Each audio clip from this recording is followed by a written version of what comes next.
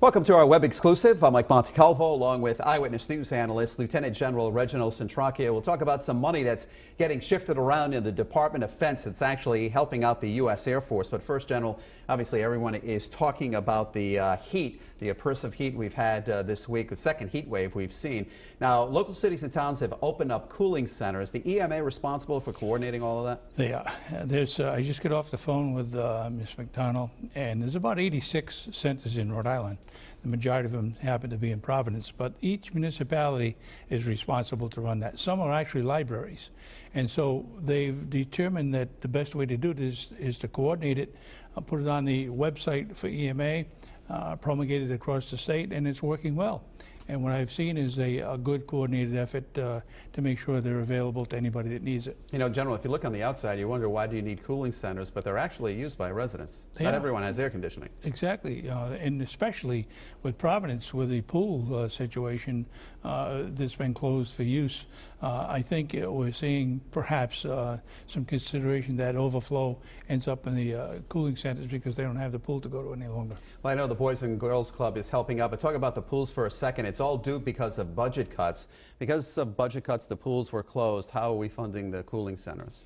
You know, it's each individual town and city's responsibility to do that. But as I said earlier, some are really co-located with libraries and other facilities that are normally open anyway. So they're not opening specific centers just for cooling. They're trying to leverage those existing facilities and determine that they are cooling centers. You know, we've seen some water shortages across the country right now. What's the EMA telling you about Rhode Island? Once again, I just got off the phone with EMA, and they're telling us that there's been no reported problems with water availability, both in the reservoir certainly, and I go by the reservoir every single day. It's really at full capacity from what I can see. The well levels seem to be okay, and there's no reported problems across the state.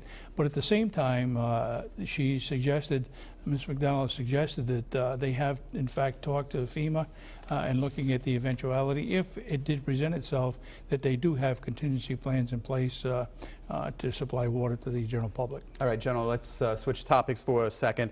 As we know, budget cuts affected the U.S. Air Force. They grounded some of those planes. Now they're moving money around. There's about $7.5 billion that they're able to move around from low priority to high priority.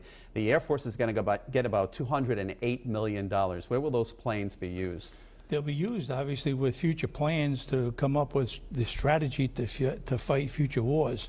You know, we've seen a tremendous change in how we fight wars over the last 10 years, perhaps. I don't think you'll see as much involvement as ground troops as we have seen in such places as Iraq and Afghanistan. You'll see more of a strategic placement of assets, specifically planes. I think you're going to see a lot of infusion of drones that will fly alongside and land on carriers, as an example. Last week, that was the first time we saw a drone land on a carrier alongside a current aircraft. Well, I know some good news. The Thunderbirds will be able to fly again because of this, but we're looking at furlough days right now. Exactly. Newport's already started them. The Rhode Island National Guard has furloughed its federal technician audience, and I think that's pretty significant. And we're looking at 11 days over the next several months. All right, General Centraccio, as always, thank you for your thoughts, and thanks for watching.